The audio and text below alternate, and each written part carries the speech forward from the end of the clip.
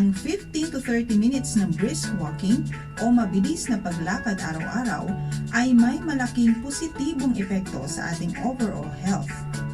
Ang mga benepisyo sa paglalakad ay ang mga sumusunod. Una, pang-iwas sa sakit sa puso. Pangalawa, malaking tulong sa digestion. Pangatlo, pinapatibay ang ating baga. Pang-apat, pinatitibay ang ating bones and joints. Panlima, panlunas sa back pain. Pang-anim, pinuhubog ang mga kalamnan. At pang-pito, pinapakalma ang isipan. At ngayong alam nyo na ang benepisyong dulot ng paglalakad, ano pang iniintay nyo? Simulan na nating maglakad. Nakatitipid ka na, mabuti pa sa kalusugan. Isang pangkalusugang paalaala ng Radyo Agila.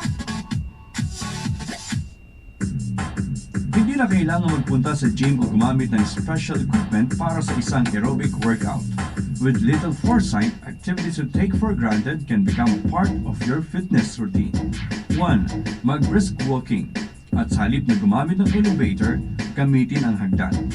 Ikalawa, make housework a workout. Isa pa, play with your kids. Don't just watch them play, join them. Remember, getting in shape doesn't need to be expensive. A health reminder from Radyo Agila.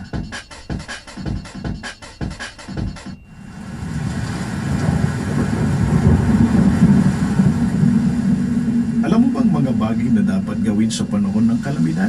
Kapag may bagyo, laging alamin ang mga balita ukol sa lagay ng panahon, pati ng announcement ng pangkaligtasan at maging ang plano ng inyong barangay ukol sa posibleng paglikas kung kinakailangan. Bago pa ang bagyo, baka bubuting ma-check ang bahay at makumpuni ang mga mahihina o sirang parte nito. Ihanda ang go bag na naglalaman ng mga pangangailangan ng pamilya. Kapag nag-abiso ang mga kinaukulan na kailangan ng lumikas, huwag mag-atubili, sumunod at magtungo sa designated evacuation center. Tandaan, importante na may presence of mind, hindi dapat nagpapanik dahil sa panahon ng kalamidad, nasusubok ang iyong abilidad.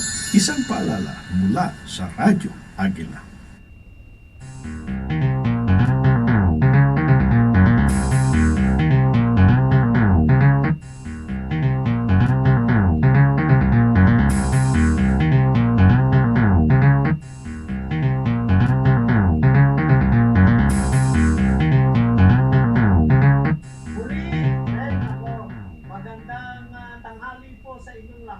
It is 12:06 dyan sa Pilipinas. Medyo nagbago po ang oras dito sa amin sa Amerika dahil sa meron kaming tinatawag na daylight saving time. Kaya dito po ay adjusted kami ng isang oras, move forward. So from 8 p.m. ay 9 p.m. Magandang araw po sa inyong lahat. Ako po si Don OROZCO para sa namang isang programang para po sa Radyo Agila sa Amerika. Siyempre pa, meron tayong panauhin na inaantay lang natin na makapasok online. At alam po naman ninyo na tayo ay nagiging live. Hindi lamang po sa radyo, di ba? Kaya tayo po ay mapapanood sa Facebook at saka po sa YouTube. Kaya kung meron po kayong pagkakataon, ay i-switch on po, lumipat po kayo sa ating Facebook page ng Radyo Agila. At dyan po ay makikita niyo na live na live, yun pong ating makakasamang panauhin sa pagkakataong ito. At syempre pa, ang ating pong bisita ay nagmula po sa Los Angeles, dyan po sa California rin. At siya po ay isang dentista. Ayun, di ba? Dentista, Bob. So, sa kaalaman lang ng karamihan, malalaman natin kung ano yung kanyang mga naging istorya pagpunta po dito sa Amerika at mga bagay na dapat nating malaman at alamin mula sa kanyang sabi nga natin journey, di po ba? Alam niyo dito sa Amerika ay medyo alanganin yung ating panahon dahil sa super cold. Ano po? Tingnan natin ha. Ano ba ang katumbas ng 45 degrees? Yan. Yan. Oh, ang 45 degrees, teka, mali yata. Fahrenheit to Celsius. Ayan. Oh, 45 dito po. Kung dyan sa Celsius, para sa inyong kaalaman, 7.2. Diba? So, dito sa amin ay 45 degrees. Dyan po sa Pilipinas, pagka yan susumahin natin, 7.2. Yan po ang temperatura. Kaya dito, katakot-takot. Pati sa isang puntahan dito, katulad ng Lake Tahoe, nagyayelo po kami dito sa Lake Tahoe. Ay, nako, eto na. Nakita na natin itong ating panauhin, po. Ang ating pong bisita, uulitin ko na po, at medyo, sabi nga natin, bubuuin natin yung kanyang title, po.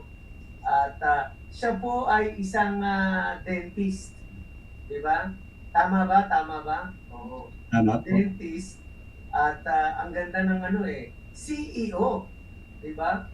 CEO. Siya po si Dr. Leo Sioco Abelita, CEO President of Leo Gire C. Abelita DMD Incorporated. Siya rin po ay founder ng Best Balud Enterprise for Sustainable Transformation. Ayan. So, ipakita na natin para naman makita nyo. Magandang gabi sa atin. No? Magandang gabi sa atin, Dr. Leo.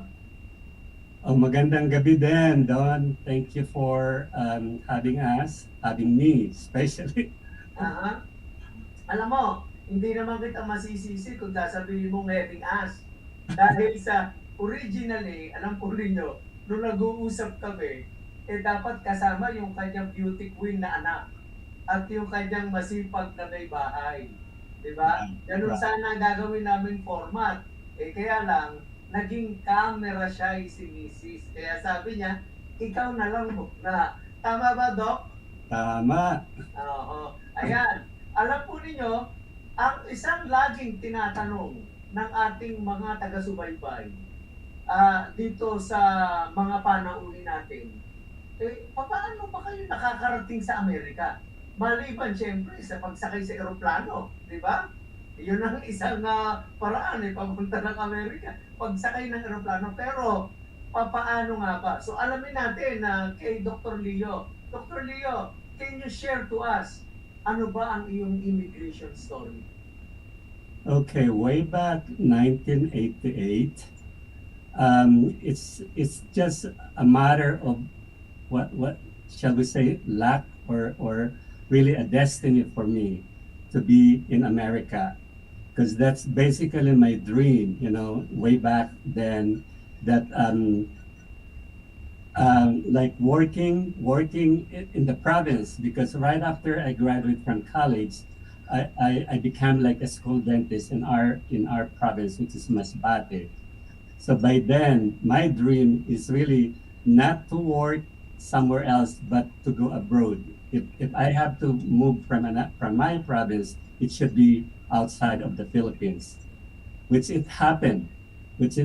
So, but for some reason, like I have the sister-in-law of my brother came from America, just for a visit with a friend, and then that's where it started.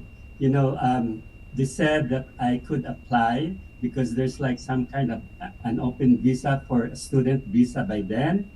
Then she helped me apply and sponsoring from the UCLA like postgraduate program. Ayun. I started, yeah. Okay. So, ito California na. California, yes. Okay. Tuloy Mhm. ang kwento? Okay, then from there, the thing is like, okay, I applied that. Of course, by then I'm already a licensed dentist. I'm young. I'm only 25 by then, single. Then ready to mingle, but like, but by then, so the miracle what happened when I was like, by then, there's no Facebook yet and no social media, so you have to really fall in line when you were at Manila US embassy, and there's like a really long line. Then out of nowhere, like when there's like some kind of, they're only allowing like at least 50 to be interviewed on that day. So I was there like really early in the morning, like maybe 4 a.m. in the morning, just to make sure I'm one of the 50.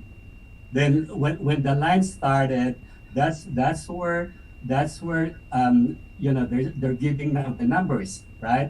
Then I Okay. get right on the like right on the 50 numbers. But when the security saw my kind the application I had, so he told me that, oh no, you don't need to be online. You're already accepted. You have Oh, to wow. yeah, you have to go on another line just to have my application like to be stamped. Then but that's what I'm kind of insisting to him that, oh no, I want to make sure I have to be interviewed because this is only my chance. So, and I don't want to lose my line because I waited there like since early morning just to be on that line. Then he said, no, you don't need to. So then I transferred to another window, then another line in there. Then while we are online, I could hear like people, parents with their kids, like they're telling that, oh my visa has been denied, and I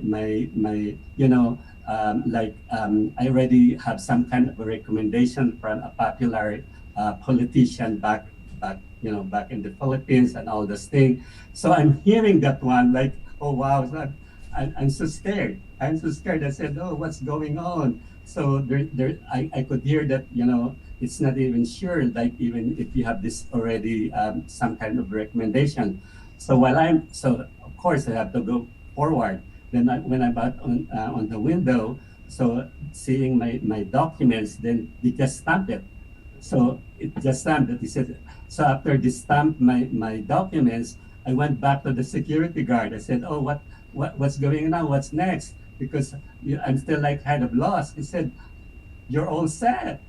You're all set. All you have to do is get now a ticket and you're ready to fly. Ganun kabilis, ha? Ganon kabilis.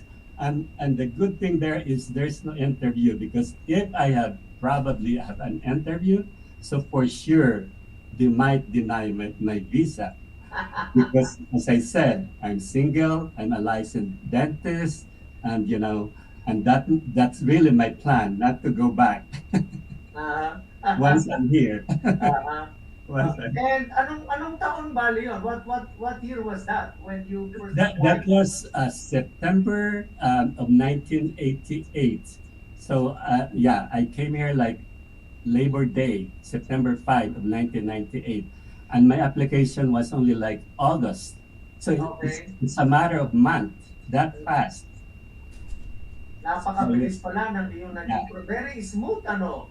very, Ngayon, di ba? very. Ikaw saan ka nanggaling sa Pilipinas? Where are you from? Okay, I came from Masbate, Okay. uh, uh, the rodeo capital of the Philippines. If you're familiar with this rodeo, Uh-huh. and we're inviting you guys because this April 6 to 13, we have this again. It was held for like during the pandemic time, Uh-huh. so, and we're going there this April for Uh-huh. that. Pero hindi naman sa ano, ha. Actually, parang nung araw, medyo magulo ang Masbate, di ba? Known for that. Oo, But, di ba? but yeah, but we are a loving province still. Aha. Well, nagiging progressive, di ba? So Very. far, Yeah. nakakatuwa naman ang mga naging development. As a matter of fact, alam mo, Doc Leo, yung dating congressman yata dyan ay kaklase ko pa nung high school Nagkagulatan pa kami Si Bong Bravo. Oh, boom, bravo. Yeah, he ran for governor after. Oo, he ran, but he Yes. lost. Mhm. Oo. O Yeah. yun, medyo kababata natin yon kaya Ganun. natutuwa naman ako dahil sa ang laki ng naging improvement diyan Oh, sa yeah.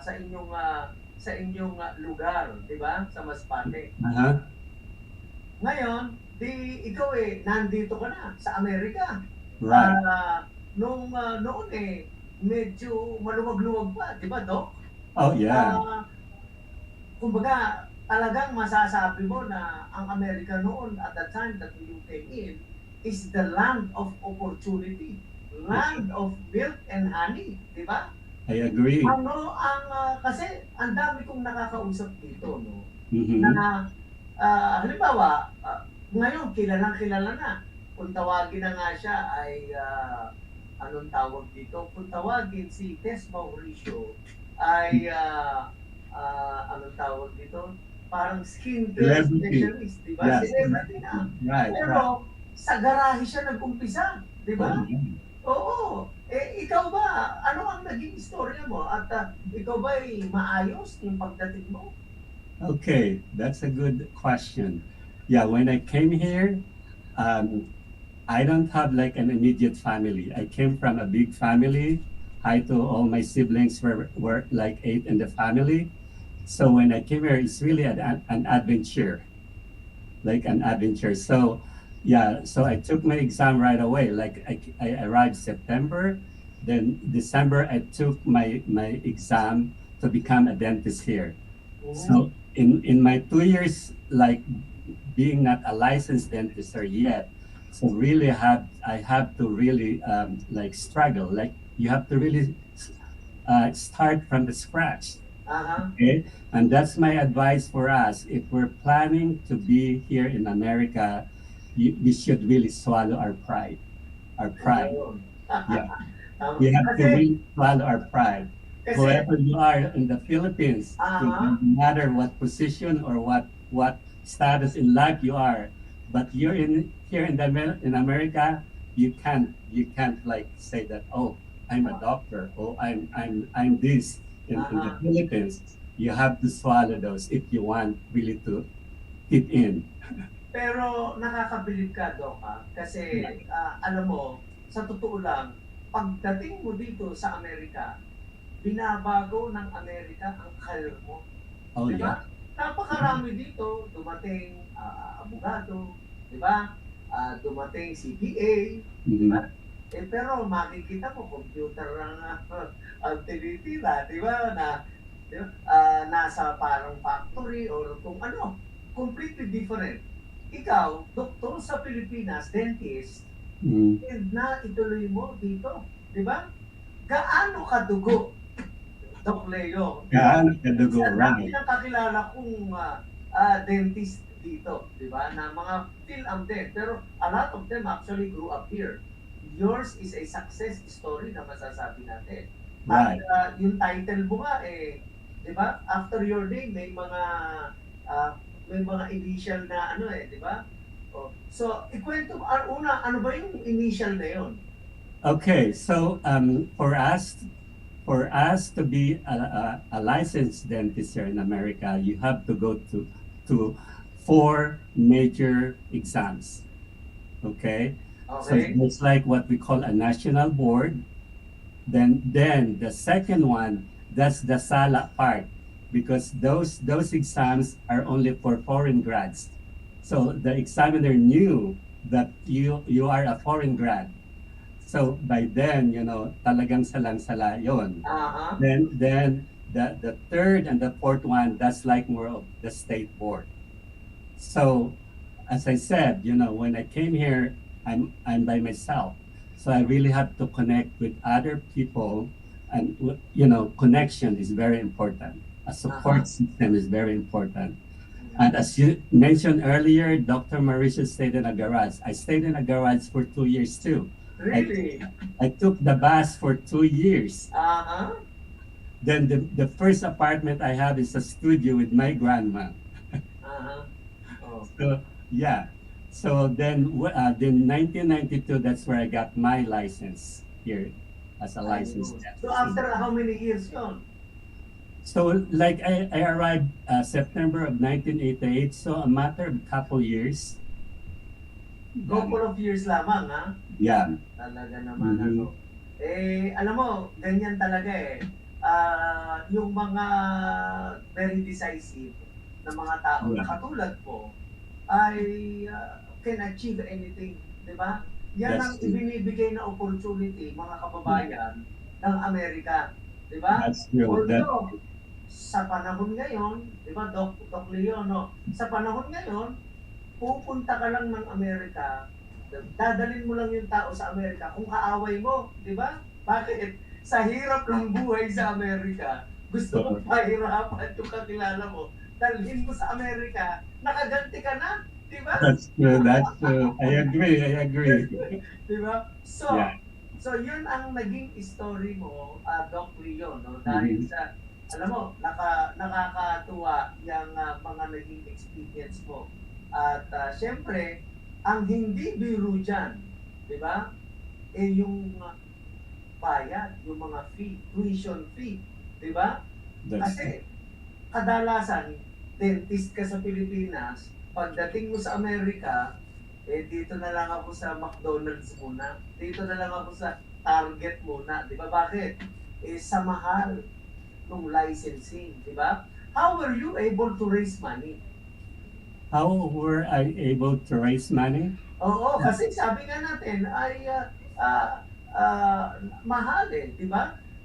Diyan ba pumapasok yung binabanggit mo kaninang support? Support. Yeah. Actually, I could say that I'm I'm a really wise spender. Okay? So I'm not, I could say something here like, this is my kind of saying that don't buy stuff that you don't really need, but only once.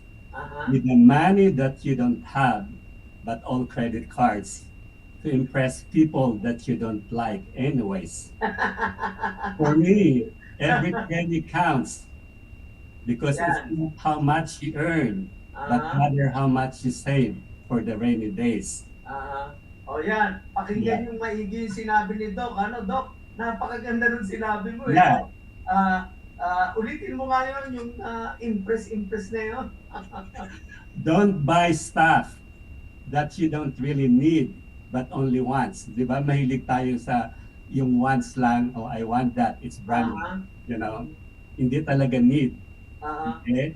Ayan. With the money that we don't have, we always use credit card kasi di ba parang pag credit card hindi mo maramdaman. Aha. Aha. And the Swipe most ka lang ng important, swipe. Di ba? yeah, what's the reason why we always want some stuff that we don't really need just to impress people Aha. that we don't like anyways. Yan.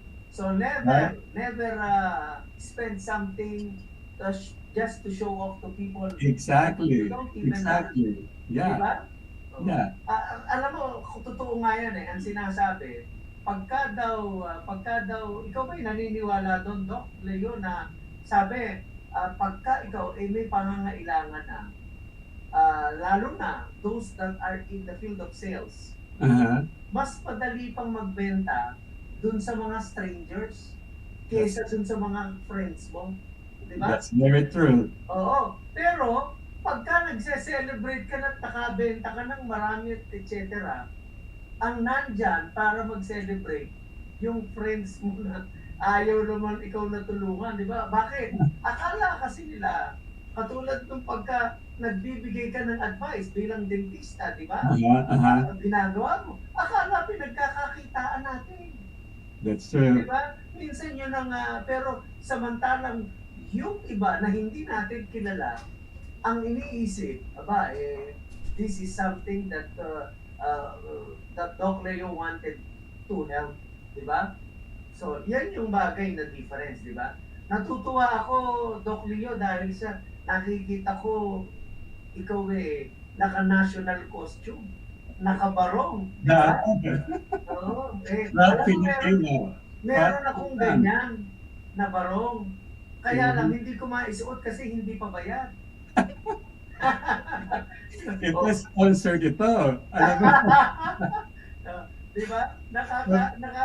Nakakatuwa nakakatuwa yung ganyan. Pagka nagpupunta ka sa mga event, di ba?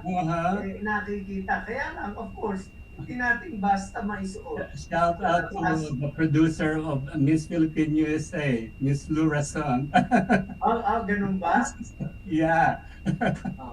Kita mo. Siguro, baka naman inano ka, baka naman kumita ka pa rin, ha? Yeah, promotion.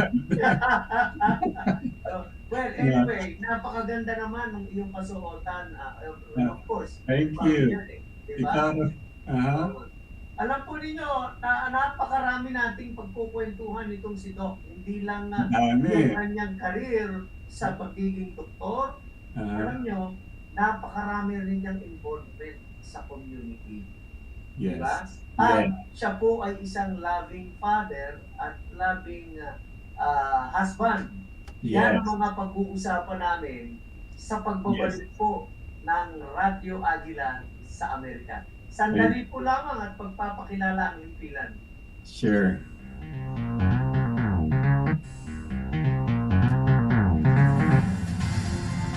EBC, Eagle Broadcasting Corporation. Ito ang Radyo Agila.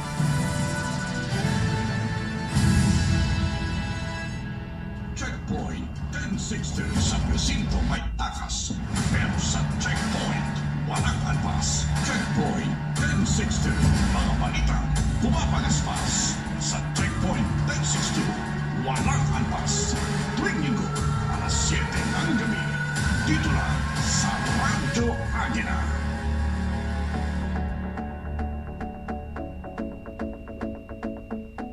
Sarap talagang mag-relax kapag weekend. Pahigop-higop ng mainit na kape, tsaa o tsokolate. Nagbabasa ng dyaryo habang nakikinig sa radyo.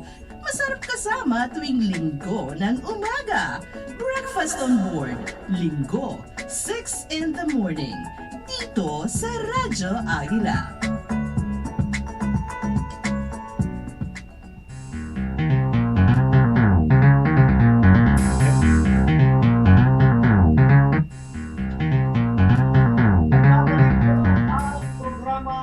Radyo Agila sa Amerika. Ako pa rin po si Don OROZCO mula po rito sa may Silicon Valley sa California. Ang oras po namin dito, alam niyo, 9:31 ng gabi. Wow. Pero dyan, 12:31 ng hapon sa Pilipinas. At palibasa tayo po ay live sa Facebook, live sa YouTube, 24 oras pwede nating panoorin at makita. Pupunta lang po kayo sa Radyo Agila Facebook at YouTube page. Ang ating pong bisita, si Dr. Leo, Dr. Leo Shoko Aberita. Siya po ay dentista dito sa Amerika. Kanina, napag-usapan namin yung mga pinagdaanan niya, di ba? Sa mga ka-tune-in lang, di ba? Yun ang mga napag-usapan po natin. Ngayon, pag-usapan naman natin yung ibang bagay na ginagawa ni Doc Leo. Alam mo, recently, Doc Leo, if I am not mistaken, pag-usapan muna natin yung iyong anak na palagay ko nagmana sa tatay at sa nanay. Baka kasi nandyan misis mo. Awayin ako pagka narinig. Diba? Nandyan ba misis mo? Yeah. They're watching. Okay. They're watching. Yan, mana po yung kanyang anak sa kanyang tatay at sa nanay, syempre. Sa nanay. Recently kasama siya dun sa New York Fashion Week, di ba? Right. Okay. We were there. Kwento mo naman ang iyong experience doon Ah, sa Next at The ano ang last ginawa time ng we- iyong anak. the last time I was in New York was when I namanhikan ako sa wife ko. Because Aba, yeah, she has a sister there who was a nurse and now are retired. So by then na out of status ako kaya there's no way my wife is Canadian citizen. okay. By then ako yung student visa ko is already expired. So sa mga iba dyan ng TNT, there's still a chance. yung so as long as you're doing the best you can, so don't lose hope na wala na kayong chance to stay in America. Aha. Okay, so yun nga, the last time I was there in New York was way back 1994. Then this is then when we came there, it was really a fun 3 days event for us. It's all about New York fashion, and we enjoyed a lot. New York is really, I could say, New York is really a city that never sleeps. A lot. It is, yeah. Yeah, doon ko napatunayan na being there for 3 days. Wow, parang wala talaga palang doon, umaga at gabi. Okay, so sabi mo, doon mo nakita yung iyong asawa, di ba, sa New York? No, she has a sister who was used to be a nurse there. Okay. Kumbaga siya ang nung na kami planning to get married by that time, pumunta ako doon para parang hiningi ang kamay Ayan, ni Mrs. ugaling Pilipino yan eh. Galing Diba? Pilipino. Ugaling Pilipino Yeah. yan na Then I have nagpapaalam sa pamilya. Yeah, and I have an aunt from Maryland to represent my parents too. Oh, Like, okay. Ayan. parang pumunta kami doon. So, doon ka pala, tiga rito siya, California. No, ano siya, from Edmonton, Canada. Oh, okay. Canadian Saan kayo citizen. nagkita? That's another story. Saan kayo nagkita? Saan ba? It's- Saan? Kasi Through dapat church. yung anak eh. Through Diba? church. Pero ikukwento mo na rin lang yung iyong pamumanhikan and so on and so forth. Yun Yeah. lang ang malaman natin. Saan ka hinarang ng iyong wife? I could say that really God is the perfect matchmaker. Okay. Kasi we're by then actually yung wife ko is like a runaway bride. Oh, runaway bride. Okay. Yeah, she's engaged already by that time. But really? yeah, Okay. but it happened and ako din I used to have a girlfriend classmate ko ng college. Then she already migrated to Canada. So parang hindi rin nawala na yung namin. Then from there nga, so through church, someone like went to Canada and like telling her that someone here in California is really desperate to find a wife. Oh, ikaw yan. Ako yun. And then by then she's not really interested because as I said, she just came from like some kind of a relationship that na hindi nga nangyari. Then out of nowhere, actually they're matching her to another guy. But God has his own way that we are really distant for each other. Pero where is she based back then? Because she is from Edmonton, Canada. Oo, ikaw nandito sa California. Right. Sino ang naging tulay? Tulay. Ayan, sino ang Yeah, yun naging nga. tulay? Okay. I have like as I said, I used to stay in a garage. So a friend of me that we're going on the same church, bali siyang pumunta ng Canada for a mission trip. Okay. And that's where she introduced her to me na gusto niyang ipakilala. Then yun nga, ang first meet up namin is through the phone. I even used our pastor's phone. And until now, sinisingil pa rin ako doon sa bin sa phone. It's a long distance. Nung araw kasi, walang messenger. Wala. Walang Wala Viber. Facebook. Yeah. Walang telegram. Lahat, di ba yan? Exactly. So, yeah, then yun nga, siyang pumunta dito kasi hindi nga ako makalabas ng US by then. Okay. So that was like March when she came, just for our first meet up. Then September of 1994, we got married, like a matter of 6 months. Aba na. Hindi na kayo nakawala sa isa't isa. Hindi na. And how long have you been married together? Okay. Way back 2019, we celebrated our 25 years anniversary. So this year, September of this year, will be our 29th year's Okay. anniversary. And we are blessed. Huwag kang magkakamali dyan sa anniversary, ha? Right.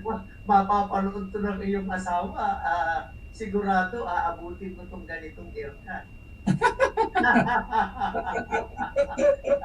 Yan, di ba? Okay. Yeah. So, tinitingnan ko kanina ang iyong anak ay 3 lalaki, 1 babae, Yes. tama ba?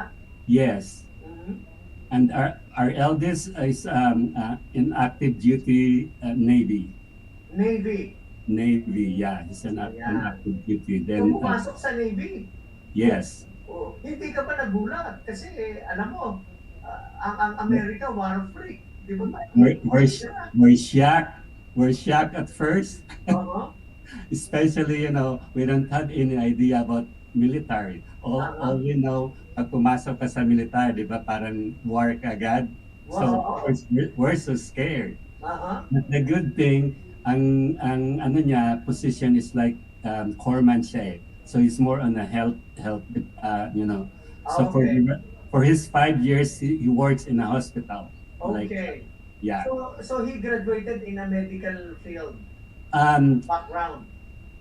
No, actually, he's fresh from high school when when he entered.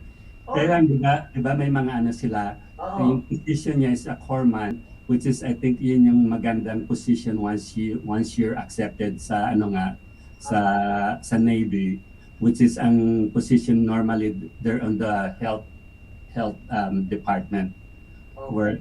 where he's assigned on hospital. Yung first assignment niya, Virginia Naval Medical Hospital in Virginia. Then he stayed for 2 years in Japan, and now good thing he's back here in California in San Diego for another 2 years. So at least 2 hours away na lang siya. Yeah. Siya Kaya- lang ba ang lumayo sa iyong mga Kaya lang, panganay pa namin. Yeah. panganay? Okay. Yes. Yes. So, ngayon, so tapos tayo sa panganay. Yung Mhm. sumunod, ilang taon naman na itong sumunod na anak? Actually, the 3 boys, they're like yearly apart. Oh, really? Ha? The eldest is turning, he's right now 26, but turning 27 by May. The second one turns 25, but turning 26 this September. And the third one is 24. He's 24 last January. And our girl just turned 19 last month. Just 19. 19. So Oh. there's like a 5 years gap. 5 years Okay. gap after the third one, and they're So, really sa madalit salita, yung first 3 years, irresistible. irresistible. That's Di true. ba? Tapos, teka muna, pahinga muna tayo, di ba? Like, Biglang ito sumulpot yung babae. yeah. So, itong tatlo lalaki, puro tapos na sa school.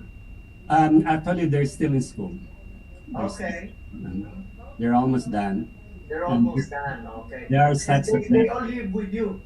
they're such a blessing for us. Ayan. Kaya gusto nating Yeah, this is the typical- sa ating Yeah, mga kababayan. Mhm. Yung kultura natin na tayo kupkupin yung ating mga anak, di ba? Oh, yeah. Nananatili po yan sa karamihan ng mga Pilipino. Yun Tama nga. ba, Doc Leo? Yun nga, sabi nila, kahit mag-asawa na sila, they will stay with us. yun ang di ba parang mas gusto nga natin yun Oh, di ba? yeah, we love it. Ganun kasi, we are, parang, we Family close oriented. family ties, di ba? Exactly, Hindi exactly. hindi tayo katulad ng mga Amerikano. Yeah, Kapag palo ng 18 nung anak, umalis ka na, nataboy na. di ba? Ngayon, punta na tayo kay Beauty Queen, Okay. di ba? So, siya ay 19 years old. Yeah, she just turned 19. Uh-huh. Oo.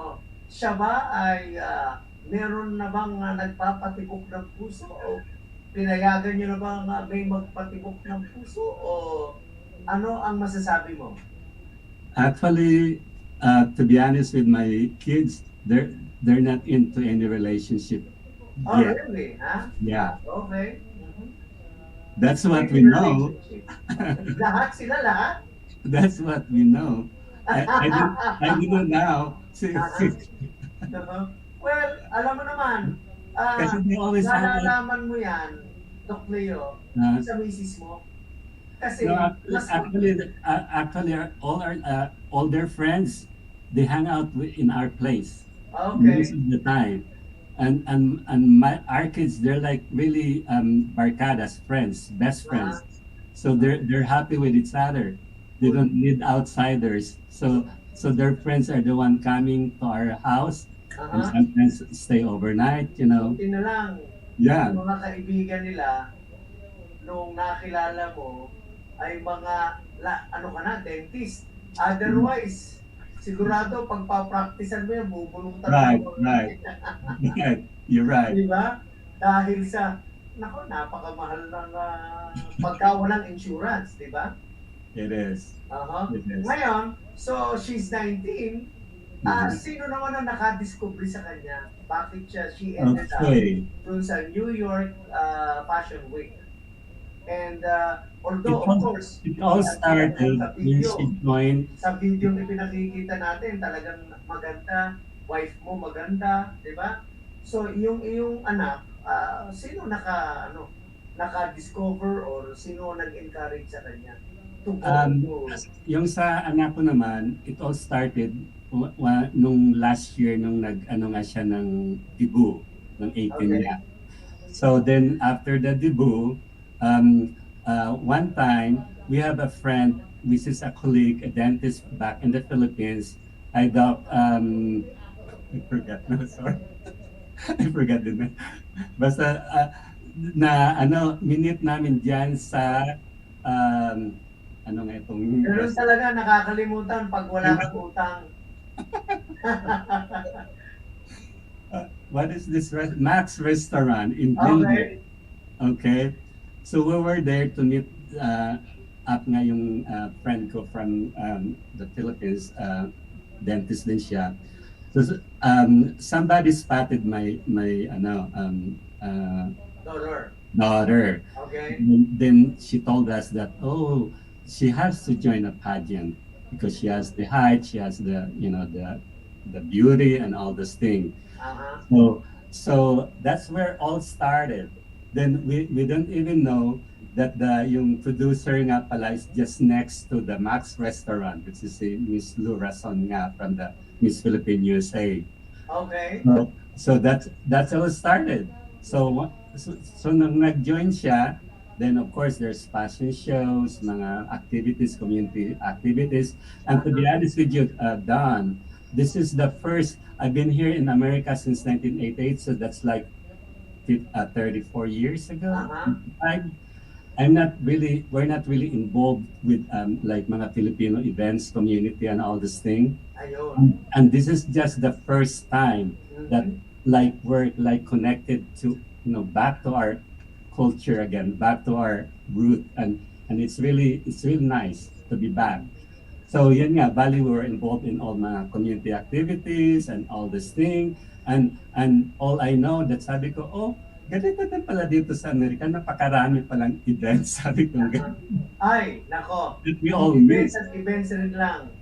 Alam mo, as it is right now, ang concert na nagaganap ngayon, 4 dito sa Northern California. Exactly. Diba? Bukas pa, Sabado, meron pa rin 3. Yeah. we're doing punong-puno another po. event tomorrow, and they're doing their passion show again. Oo, ang Sunod-sunod. totoo, Halos I weekly. was trying to book you earlier for an interview, but Oh, because of the events, di ba? that's true. Because of the events. Lalo na, itong Friday, Saturday, medyo busy ang mga kababayan natin yung mga active sa ganitong community. Dahil sa ito, naku, sabi nga, katulad kong kaibigan kong dumating the other day, nagpakasyon sa Pilipinas. Mhm. So sabi ko, welcome back to the United Stress of America. Di ba? That's a nice one. Buti ikaw, hindi halata yung stress sa'yo Sa akin, halata Di ba? Yeah, that's very true. I don't easily stress out because it's not worth to be stressed out. Kasi sayang naman yung araw mo na Maiisip. Hindi, Yeah. pero alam mo naman dito, ang sistema ng employment, ang sistema ng kabuhayan dito, talagang sabi nga, you really have to work hard in order for you to make that money, di ba? That's very true. So, ikaw, nakakatuwa ikaw dahil sa nakapag-set up ka na ng sarili mong clinic. You have your own clinic na, di ba? Yeah, and I own the property itself. Oh, really? Wow. Yeah, the building. So Yeah, you have your it's bahay. mortgage free Oh, really? last year. Yeah, Oh. so that's for the business. for the business. Yeah, and Okay. next door napa-occupy pa for a spa. So Okay. it's like a little extra income there. Mhm. So, Nabanggit mo na rin lang yan, di ba? Uh-huh. Yung mortgage free, di ba? Mhm. Normally, ito kasi para sa kapakanan ng ating mga kababayan, Uh-huh. lalo na yung nandito sa Amerika, yung mga kapatid. Ano ba ang sabi kasi, you need to have parang binabayarang mortgage for tax shelter. Ikaw kasi, you are a homeowner Right, and you are a business owner. right. Maganda ba? Yung bang bahay mo ay mortgage free na rin? Hindi pa. Dapat, but yun nga, dahil sa sinabi mong tax shelter, supposed to be this year, tapos na rin to. Aha. But for the reason na magkaroon nga ng tax shelter, so Okay. parang inano ko kasi we did a big remodeling sa home. Ayun. Kasi alam mo, napaka-importante yan, Yan, ito po, hindi naman related sa kung ano pa man, sa career ng ni Dr. Leo, Pero Yeah, business we're na just tayo. sharing you. Right, We're just sharing you. right. Kasi dito, hindi lang naman namin i-share sa inyo illegal Lahat ng legal means. Oh, yeah. Maraan, di ba? Dahil sa gusto namin, matuto po kayo. Di ba? Mhm. Matuto kayo sa mga naging karanasan. Lalo na yan, itong si Dr. Leo, marami nang naging experience Oh, yeah. Sa panliligaw. Di ba? Yeah. Sa pagkakaroon ng, kasi bihira yan yung 4 ang anak. Normally kasi, yung It's like a dozen back in the dalawa na Philippines. lang dalawa di ba? Right. Pero ikaw 4, Dapat. di ba? Ang totoo, may katulad ako, ang anak ko ay 2 Dalawa lang. Pero I wish, dapat pala, dinagdagan ko. Di ba? Yeah. There's an advantage, but there's a May advantage, pero of course, pagka anak mo, oh, yeah. di ba? At saka parang nung ikakasal ka, di ba, Dok? Mhm. Nung ikakasal ka, biglang nagkakaroon ng pera kumbaga di ba? Kasi ito na yung iba sasabihin mag-iipon muna ako, kailan ka mag-iipon? That's Di true. ba? Napakagastos ng mga pang-araw-araw na gastusin Napakadami, di ba? Mhm. Ikaw ba ay yung anong tawag dito? Yung ano ang pinagkakaabalahan mo naman pag umuwi ng Pilipinas? Meron Okay. parang foundation Yeah, back in the Philippines, yun nga, we're a big family. siblings of 8. So back in the Philippines, yung source of income talaga namin is because my dad is retired teacher, and ang mom ko naman is just a homemaker. So yung kasi 'di ba sa na-mention ko earlier that Masbate is like a capital of the Philippines. So yung source of income talaga namin, why were 8 of us were able to go to college, because of yung sa bakahan. So yan talaga nagpaaral sa amin. So ako, ganun din ang ginawa ko. So while here, I invested looking forward for retirement still back in the Philippines. So yun ang ko doon na I invested for a ranch in our town. Then yun nga, bali looking forward. Saka back doon nga sa yung sinabi mo, kaya ko minortgage free itong property ko sa pork, is like I'm thinking of leasing that when I retire, because I'm turning 62 this year. Okay, kita mo, ang bata ng itsura mo, Dok, parang 61 and a half ka lang. Yan ang gusto ko doon. Hindi, pero you look very young, sa totoo lang. Diba? Yeah.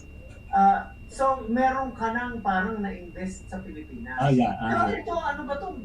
Best Valued Enterprise. Okay, that's a good one too. Uh-huh. That's like it's a non-profit organization which is founded way back 2014, mainly geared to sponsor financially struggling, deserving freshman college students in my hometown at Balad Municipal College. Ayun. It is actually SEC accredited yan. But sad to say nga lang, temporarily, it's on hold. Dahil nga yung COVID. Which is understandable. So now we are knocking actually to every heart of our generous individual or business corporation to if they can support this advocacy for in our hometown, because we still believe that majority of us still believe that education is the key to a better future, if not that for Nako. Alam mo, education. Dok, nakakatuwa yung mga na-share mo sa ating mga kababayan, ano? And Yeah. I am sure kahit meron silang natutuhan, ano? Alam mo, kanina, sabi mo, nung ang tagal natin nag-uusap ng mga nakaraan, although chat-chat lang, Yeah. nag-uusap on the phone, Uh-huh. parang kinakabahan ako, parang, di ba, pero kita mo, very lang. At napansin mo ba, patapos na yung interview natin. Ganun ba? Kulang. Naka-boundary na agad tayo. Tingin But ko anyway, kulang pa eh. bago tayo magpaalam, siguro Ah. dapat lagyan natin ng part 2 ito, di ba? Oh yeah. No? Marami pa tayong Bago tayo pag-usapan. magpaalam, Doc Leo, baka meron ka nais na batiin o pasalamatan. Nasa Yes, iyong sir. pagkakataon. Okay. So yeah, shout out lang doon sa mga of course first sa asawa ko, my lovely wife, Len. Wow! My 4 wonderful children, okay, Luke, Lemuel, Luella, and Leonard. My siblings back in the Philippines, and in Canada, relatives and friends, high school and college friends, colleagues, the barkads, of course, without my ever loyalist patience for like more than 30 years now that I survived, thank you for all these years, your support. Okay, my those Cunabons from Aklan, because my wife is from Aklan. Okay. So, and of course my Kasimanwas from my hometown Balod. Kumusta na kamo dira? And and a special shout out pala.